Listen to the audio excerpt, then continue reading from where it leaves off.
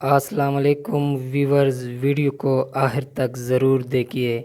ایک حکایت سے منقول ہے کہ ایک شخص نے حضرت علی رضی اللہ تعالیٰ عنہ سے یہ سوال کیا کہ اے امیر المومنین، کیا وجہ ہے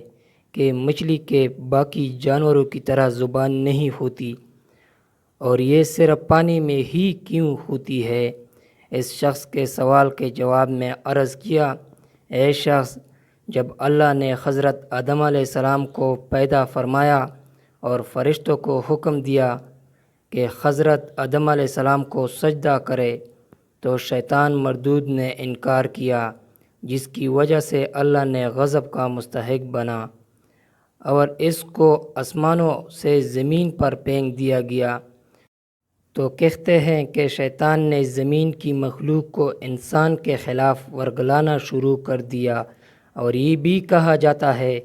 کہ مچھلی اس وقت زبان بھی رکھتی تھی اور وہ پانی کے ساتھ خشکی پر بھی رہتی تھی۔ شیطان نے سب سے پہلے مچھلی کو ورگلایا اور اس کو یہ کہہ کر انسان زمین پر آئیں گے اور تجھے خنجر سے کاٹے گا اور تمہیں اپنی خوراک بنائے گا، تو مچھلی نے سمندر کے باقی جانوروں کو بھی گمراہ کرنا شروع کر دیا، تو اللہ نے اس کی زبان کو ختم کر دیا اور اس کی ٹانگیں بھی ختم کر دی گئی،